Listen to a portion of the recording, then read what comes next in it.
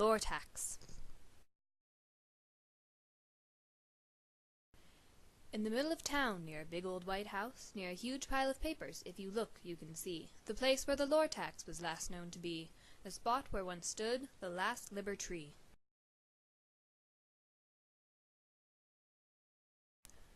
What was the Lowrtax, and where did he go?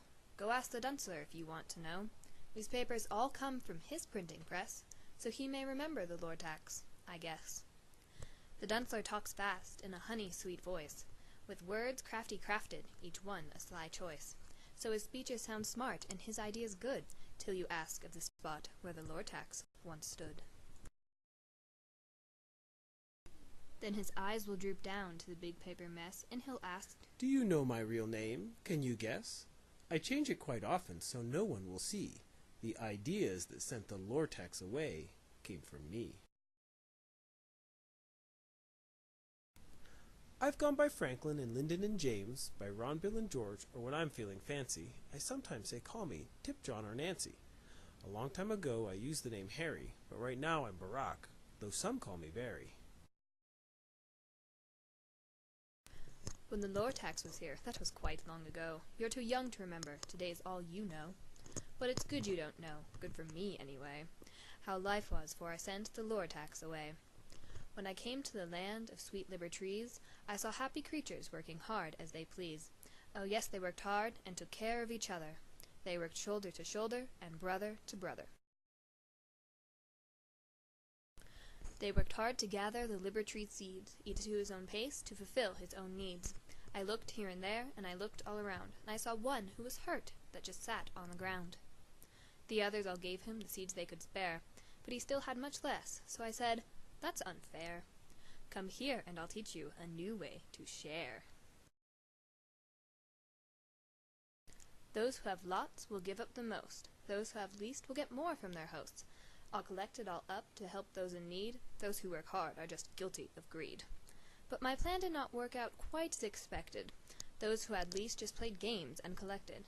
Those who still worked had no time left to spare, to find enough seeds for the others to share. I saw the problem. I knew just what to do. Gathering seeds as they fall means too few. I'll pick up the pace with a chop of my axe, to be sure that each creature gets just what he lacks. With the best of intentions, the first liber tree fell, and then the stump glowed with a magical spell.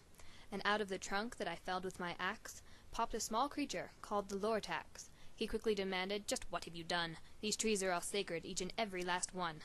They grow for us all, they're not yours to chop. Do not do it again, you must promise to stop." But I said, "See here, Lowrtax, I've creatures to feed. Would you stand in the way of those who have need? Take a look at the stump and see what I know. From the stump 2 new trees have started to grow. With 2 trees for one, things look good for tomorrow. So to make you feel better, we'll call this just a borrow. For each 10 seeds I take by chopping down trees, I'll pay you back later, plus extras by 3s. Then I saw some who saved seeds the old way, and I asked them, "What happens when you're old and gray? Are you sure you'll have enough seeds on that day? For those that work hard, I'll take seeds today, then give you back some when you're old and gray. Trust me, I say, they'll be in a big box, where I'll keep your seeds safe with 23 locks." But watching their seeds was not enough, no, and so my new deal just started to grow. I took over their water, I took over their schools. I made a blue ribbon panel to wipe baby drools. But I'd promised them more, perhaps more than they need. So I kept them all chopping and gave out all the seeds. Then I raided their lock box, put in IOUs, and watched the new trees that were growing by 2s. As each liber tree fell, the Lowrtax protested, but the creatures continued to chop unmolested. more seeds for us all!" they cried as the last tree started to fall. The last mighty tree came down with a roar. Its seeds were soon gobbled, but the crowd cried for more.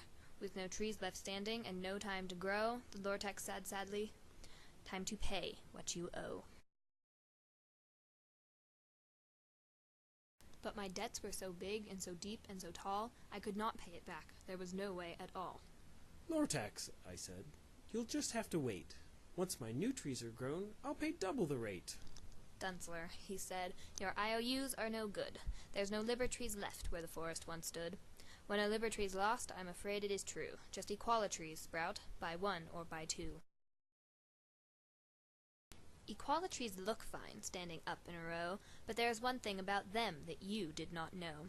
Equalitrees don't flower, and they can't fill your needs. The thing about them is they don't produce seeds.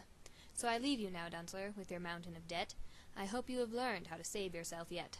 Stop running their lives, let the people be freed. Let them go back to growing their liver tree seeds.